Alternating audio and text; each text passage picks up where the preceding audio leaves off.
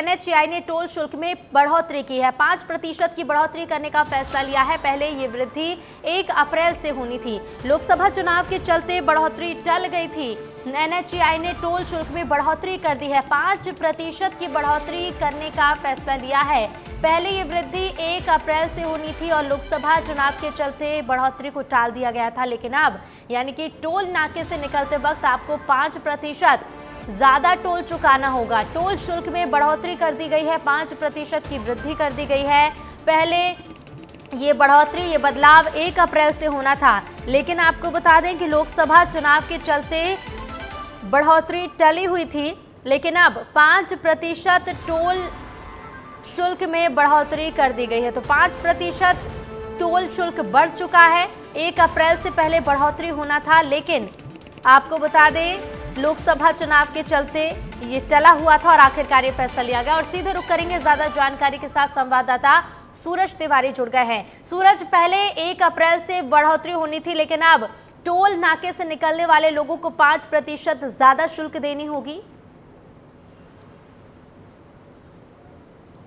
जी देखिए रितु, निश्चित तौर पर पहले 1 अप्रैल से ये फीस लागू होनी थी, यानी 5% की जो बढ़ोतरी थी 1 अप्रैल से टोल टैक्स के दरों में होनी थी, लेकिन लोकसभा चुनाव था और आचार संहिता भी लगी हुई थी। लोकसभा चुनाव को देखते हुए ये जो है बढ़ोतरी को टाल दिया गया था, लेकिन अब 7 चरणों में जो लोकसभा के चुनाव थे वो खत्म हो चुके हैं और अब आज से जनता के जेब में कहीं ना कहीं बड़ा झटका लगा है और 5% टोल दरों में बढ़ोतरी की गई है। यानी कि अब जनता को ज़्यादा राशि चुकानी पड़ेगी। जो भी टोल नाकों से गुजर हैं उन्हें ज्यादा पैसे चुकाना पड़ेगा। एनएचएआई यानी national highway authority of India ने यह बड़ा फैसला लिया है। देश भर के जितने भी राष्ट्रीय राजमार्ग हैं वहां पर टोल दरों की जो फीस है 5% अब बढ़ा दी गई है। तो आज से ये टोल दरें लागू हो गई रितु। जो भी लोग टोल दरों से गुजरते हैं उन्हें ये राशि अब आज से चुकानी पड़ेगी। जी बिल्कुल सूरज, फिलहाल शुक्रिया आपका जानकारी के लिए। तो देखिए 1 अप्रैल से पहले वृद्धि होनी थी, लेकिन लोकसभा चुनाव जिसके चलते ये बढ़ोतरी टली हुई थी और आखिरकार 5% टोल शुल्क बढ़ा दिया गया है।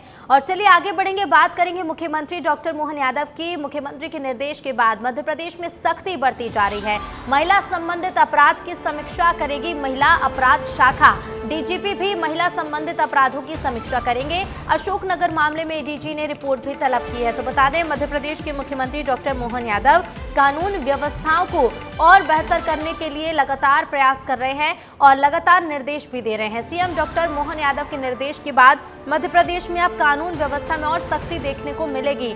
महिला संबंधित अपराध की समीक्षा महिला अपराध शाखा करेगी और डीजीपी भी संबंधित अपराधों की समीक्षा करेंगे। अशोकनगर मामले में एडीजी ने रिपोर्ट तलब की है और मुख्यमंत्री के निर्देश के बाद और भी ज्यादा सख्ती बरती जा रही है। मुरैना के अंबाह में शराब दुकान पर फायरिंग करने वाले आरोपियों के खिलाफ प्रशासन ने कार्रवाई की है। घटना में शामिल एक आरोपी का मकान प्रशासन ने जेसीबी से ढहाया। इस दौरान मौके पर प्रशासनिक अधिकारियों के साथ साथ भारी संख्या में पुलिस बल तैनात रहा। शराब दुकान फायरिंग के आरोपियों पर कार्रवाई हुई है। एक आरोपी के मकान को जेसीबी से ढहा दिया गया है और देखिए बड़ी संख्या में इस दौरान पुलिस बल भी तैनात रहा। ये देखिए बुलडोजर की कार्रवाई आरोपी के घर पर, तो पुलिस बल भी बड़ी संख्या में तैनात रहा। बुरहानपुर के धूलकोट के दवाटिया और बोरी गांव में जंगल से भटककर खेतों में पहुंचे तेंदुए ने 3 लोगों पर हमला कर घायल कर दिया, जिसे ग्रामीणों ने खदेड़ दिया था। इस दौरान तेंदुआ एक सूखे कुएं में जा गिरा, जिसकी सूचना मिलने पर मौके पर वन विभाग की टीम पहुंची। टीम ने तेंदुए को बेहोशी का इंजेक्शन लगाकर सुरक्षित बाहर निकाला और खकनार वन परिक्षेत्र के पचौरी जंगल में छोड़ दिया। इसके बाद वन विभाग और ग्रामीणों ने राहत की सांस ली है। देवास में एसपी के निर्देश पर लगातार होटल और ढाबों पर चेकिंग अभियान चलाया जा रहा है, जहां होटल के रजिस्टर चेक किए जा रहे हैं। होटल के संचालकों को दिशा निर्देश भी दिए जा रहे हैं। तो पुलिस ने चेकिंग अभियान चलाया है और होटल्स के रजिस्टर चेक किए हैं। संचालकों को दिशा निर्देश भी दिए गए। इधर सागर में बटालियन के कमांडेंट बंगले में कोबरा प्रजाति का सांप घुस गया, जिसे देख सुरक्षा में तैनात कर्मियों में हड़कंप मच गया। तुरंत सूचना स्नैक कैचर को दी गई, जहां मौके पर पहुंचे स्नैक कैचर ने सांप का रेस्क्यू किया और सांप को सुरक्षित पकड़कर जंगल में छोड़ दिया है।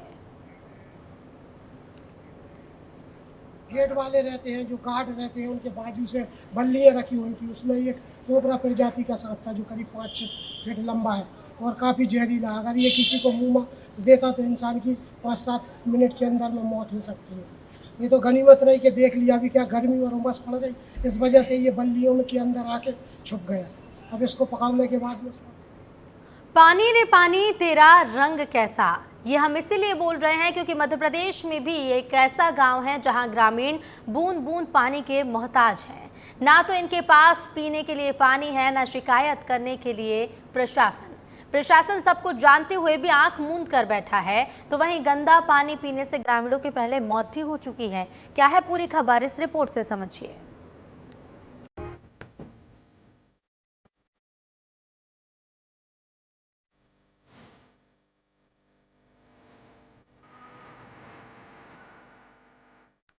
पानी रे पानी तेरा रंग कैसा, एक तरफ गर्मी का सितम और दूसरी तरफ पानी की किल्लत।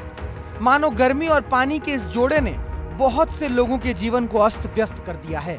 और पानी की ऐसी ही किल्लत का मामला मध्य प्रदेश के डिंडौरी से सामने आया है। डिंडौरी के भानपुर गांव के ग्रामीण बूंद बूंद पानी के लिए मोहताज हैं। आलम यह है कि एक बाल्टी पानी के लिए ग्रामीण रात भर कुएं के पास अपनी बारी का इंतजार करते हैं और इंतजार करते करते कुएं के पास ही सो भी जाते हैं। तस्वीरों में आप देख सकते हैं कि ग्रामीण सूख चुके कुएं के तलहटी में रिस रिस कर जमा हो रहे पानी को भरने की बड़ी उम्मीद के साथ आधी रात को कुएं के पास डटे हुए हैं। ग्रामीण जिस पानी के लिए इतनी जद्दोजहद करते हैं वो पानी मटमैला होने के साथ साथ दूषित भी है और इसी मटमैले पानी को पीकर गांव के लोग अपनी प्यास बुझाने को मजबूर हैं। हालात तो ये है कि साल 2008 में दूषित पानी पीने की वजह से भानपुर गांव के 11 लोगों की मौत हो गई थी और वहीं 400 से अधिक लोग बीमार भी हो गए थे। लेकिन बावजूद इसके प्रशासन सब कुछ जानकर भी अनजान बना बैठा है। अब इस पूरे मामले पर भानपुर गांव के पूर्व सरपंच दल सिंह का क्या कहना है, जरा वो भी सुन लीजिए। हाँ, रात भर का दिन भर, रात न दिन, बस यही सी काम है।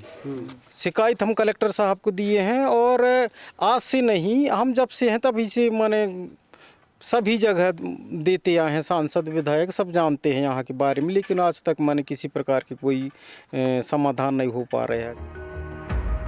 भीषण गर्मी के चलते गांव के तमाम जल स्रोत सूख चुके हैं। कुएं के पास पानी के इंतजार में बैठे ये ग्रामीण पानी की एक एक बूंद के लिए राह देख रहे हैं। हैरान करने वाली बात ये भी है कि 800 से अधिक आबादी वाले इस गांव में आज तक नल जल योजना पहुंची ही नहीं। गांव में 3 हैंडपंप और 3 कुएं हैं जो पूरी तरह से सूख चुके हैं। सूखे हुए कुएं के तलहटी में रिस रिस कर जो पानी जमा होता है, उस पानी को भरने के लिए ग्रामीणों को कुएं के पास रात गुजारना पड़ रहा है। बावजूद इसके ज्यादातर ग्रामीणों को पानी के बिना ही वापस घर लौटना भी पड़ता है। पानी का इंतजार करते करते कुएं के पास आराम फरमा रहे सुखलाल नामक बुजुर्ग से जब हमने बात की तो उन्होंने बताया कि वे शाम 4 बजे से ही कुएं से पानी भरने का इंतजार कर रहे हैं, लेकिन रात के 2 बजे के बाद भी उनका नंबर नहीं लग पाया है। तो वहीं कुएं के पास बैठी बेनी बाई ने भी पानी को लेकर सरकार पर अपना गुस्सा निकाला। 4 बजे दिन के यहाँ बैठे हैं, फिर पारी से भर के तब जाते हैं, जब झिर जाते तब घंटा 3 घंटा में झेरा थे बाल्टी खाड़, तब वो तो नक आवा थी वहाँ से। तो यहीं सो जाते हैं जब हाँ, जब तक नहीं भरे घड़ा तब तक यहीं सो रहते हैं। पानी नहीं मिल रहा है, रात भर रहे हैं कुआं के पास, रात दिन से परेशानी हो रहे हैं इधर कुआं में आके। कोई यहाँ अधिकारी आके यहाँ जानकारी कोई कछु नहीं कर सके। यहाँ कोई कछु नहीं पहुँच रहे हैं भैया, यहाँ नल जल योजना कोई यहाँ नहीं आ रही है, कब से परेशान है। पानी का ये संकट इस गांव में कई सालों से पैर पसारे बैठा है, लेकिन प्रशासन और जिम्मेदार इनकी तरफ आंखें मूंद कर देख रहे हैं। अब देखना होगा कि गांव वालों को पानी की समस्या से आखिर कब निजात मिल पाता है। ब्यूरो रिपोर्ट, विस्तार न्यूज। इंदौर में पुलिस का ऑपरेशन ईगल क्लॉ यानी कि चील का पंजा। इंदौर पुलिस अब ड्रग्स पेडलर्स को अपनी गिरफ्त में लेने की तैयारी में है। क्या है ऑपरेशन ईगल क्लॉ, समझते हैं इस रिपोर्ट से। ड्रग्स के खिलाफ इंदौर पुलिस ने ऑपरेशन ईगल क्लॉ यानी चील का पंजा शुरू किया है। उसमें चील की भूमिका में पुलिस है और उसका शिकार है ड्रग्स पेडलर। ड्रग्स पेडलरों को पकड़ने के लिए पुलिस ने जनता से मदद मांगते हुए इसके लिए बाकायदा हेल्पलाइन नंबर 7049108852 जारी कर हेल्प डेस्क भी बना दिया है। शहर का कोई भी आम नागरिक अब इस नंबर पर कॉल कर ड्रग्स बेचने या उपयोग करने वाले के बारे में जानकारी दे सकता है। जानकारी देने वालों का नाम गुप्त रहेगा, क्योंकि इस नंबर पर आने वाली शिकायतें डीएसपी स्तर का अधिकारी हैंडल करेगा। और अगर किसी पुलिसकर्मी ने शिकायतकर्ता की जानकारी को आउट किया तो वह पुलिसकर्मी हमेशा के लिए पुलिस विभाग से आउट कर दिया जाएगा। जो भी जानकारी देंगे उनको गोपनीय रखी जाएगी।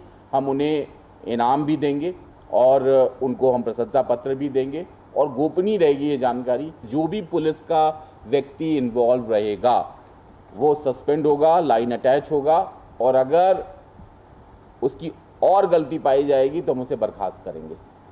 इंदौर पुलिस का ऑपरेशन ईगल क्लॉ आखिर क्या है और इस ऑपरेशन के तहत इंदौर पुलिस क्या कुछ कर रही है वो भी एक बार आपको समझा देते हैं। दरअसल इंदौर पुलिस के इस ऑपरेशन ईगल क्लॉ के तहत ड्रग्स एडिक्ट्स को बचाने के लिए निःशुल्क रिहैब सेंटर में भर्ती कराया जाएगा। ड्रग्स बेचने वालों पर कड़ी कार्रवाई की जाएगी। साथ ही ड्रग्स पेडलर्स को पकड़ने के लिए हेल्पलाइन नंबर भी जारी किया गया है। हेल्पलाइन नंबर 7049108852 को डीसीपी स्तर पर हैंडल किया जाएगा। हेल्पलाइन नंबर पर 5 दिनों में 50 से ज्यादा शिकायतें आ चुकी है और इस 5 दिनों में 245 ड्रग्स पेडलरों को पकड़ने में इंदौर पुलिस सफल भी रही है।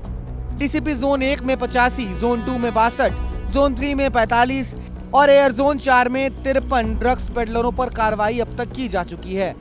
और इन सब के बीच जेल गए ड्रग्स पेडलरों की जमानत पर भी पुलिस को अब आपत्ति है। लोकसभा चुनाव से मुक्त होते ही पुलिस शहर के ड्रग्स पेडलरों पर चील की तरह टूट पड़ी है और अब चील की नजर लोकल पेडलरों पर नहीं बल्कि उन सफेद पोश ड्रग्स माफिया पर है जो दूसरे राज्यों से इंदौर में ड्रग्स की खेप भेज रहे हैं। ड्रग्स बेचने वाली महिलाओं को भी पुलिस अपने पंजे में पकड़ने को तैयार है।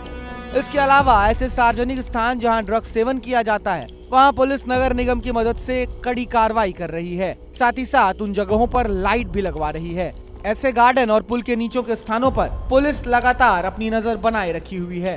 ब्यूरो रिपोर्ट, विस्तार न्यूज। चित्रकूट के मठ मंदिरों के महंत जहां प्रशासनिक मर्यादा को तार तार करने पर उतारू हैं, तो वहीं प्रशासनिक अधिकारी हैं कि महंतों और मठाधीशों के सामने भीगी बिल्ली बने नजर आ रहे हैं। मामला चित्रकूट के कामतगिरी परिक्रमा मार्ग के प्राचीन अनादि मुखारविंद मंदिर का है, जहां मंदिर में रखी 2 दान पेटियों में से एक का पल्ला मंदिर के कथित पुजारी ने खींचकर तोड़ दिया, जिसके चलते हड़कंप मच गया।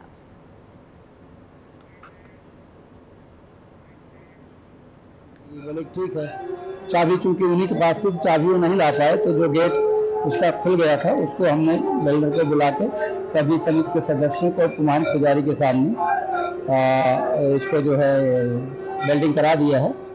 महंत सत्ता भी उपस्थित थे, चाबी लाने गए, उसके बाद वो आए नहीं। पंचनामा तैयार किया, कार्रवाई रजिस्टर जिसमें उन्होंने हस्ताक्षर नहीं किया है।